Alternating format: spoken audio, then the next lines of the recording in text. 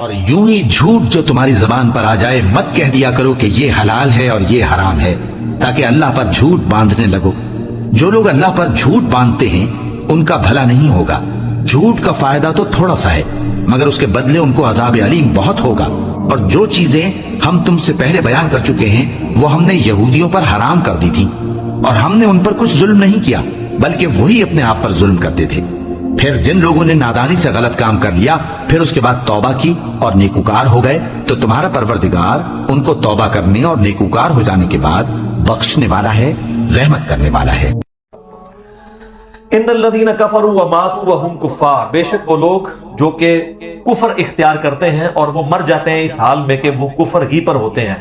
اولئک علیہم لعنت اللہ والملائکۃ والناس اجمعین، ایسے لوگوں پر اللہ کی لعنت، اللہ کے فرشتوں کی لعنت اور ساری انسانیت کی لعنت، خالدین فیہا، وہ رہیں گے ہمیشہ ہمیشہ اس دوزخ میں، لا یخفف عنہم العذاب، ان سے وہ عذاب ہلکا نہیں کیا جائے گا، ولا هم ينظرون، اور نہ ہی انہیں کوئی مہلت دی جائے گی۔ تو یہ کافروں کے بارے میں کیٹاگوریکل ڈیسیژن آ گیا، لیکن یہ اس کافر کے بارے میں ہے جو توبہ کے بغیر مر گیا۔ اگر موت کے غرغرے سے پہلے توبہ کر لی تو جامع ترمذی میں حدیث ہے کہ موت کے غرغرے سے پہلے اللہ توبہ قبول کر لیتا ہے۔ اور سورہ الفرقان کی آیت نمبر 70 میں آیا ہے کہ جو لوگ دنیا کی زندگی میں شرک سے توبہ کر لیں گے اللہ تعالیٰ ان کے گناہوں کو بھی نیکیوں سے بدل دے گا اگر وہ پکی توبہ کر لیتے ہیں، بشرطے کہ ان کی توبہ درست ہو۔ ایک پاکستانی توبہ ہے نا، اور ایک اللہ کے نزدیک توبہ ہے۔ اللہ کے نزدیک خالی کھلی توبہ کوئی ہے نہیں، اللہ کے نزدیک توبہ ہے اصلاح کے ساتھ۔ میرا یوٹیوب کے اوپر ایک کلپ بھی ہے، اللہ کی رحمت سے دھوکا، اس میں میں نے اس آیت کو بریف کیا تھا چونکہ یہ کریٹیکل آیت ہے۔ یہ نکال لیں سورہ النحل کی آیت نمبر، سورہ نحل جو ہے وہ پارہ نمبر 14 میں آخری سورت ہے، بالکل اینڈ پہ جا کے نا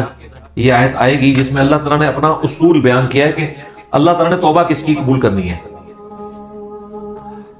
آیت نمبر 119 ہے آپ کے بلو والے قرآن میں، 282 نمبر پیج ہے، سورۃ النحل کی آیت نمبر 119، 14ویں پارے کا آخری صفحہ، اس کی پہلی لائن ہے، ثم ان ربک للذین عملوا السوء بجہالۃ، پھر اس کے بعد تمہارا رب ان لوگوں کے حق میں جو کہ گناہ کر لیتے ہیں جہالت کے اندر، ثم تابوا،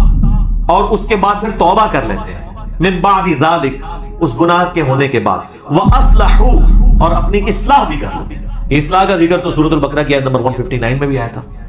ان ربک من بعدها، بے شک تیرا رب اس کے بعد ان کے حق میں لغفور الرحیم، ضرور بالضرور بخشش فرمانے والا مہربان ہوگا۔ کس کے حق کے اندر؟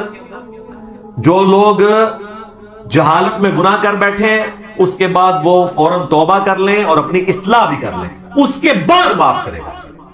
ہمارے لوگ کہتے ہیں نہیں صرف توبہ سے ہی معافی ہو جائے، یا ایھا الذین آمنوا توبوا الی اللہ توبۃ نصوحا، اے ایمان والو اللہ کی طرف ایسی توبہ کرو جو آگے کو نصیحت ہو۔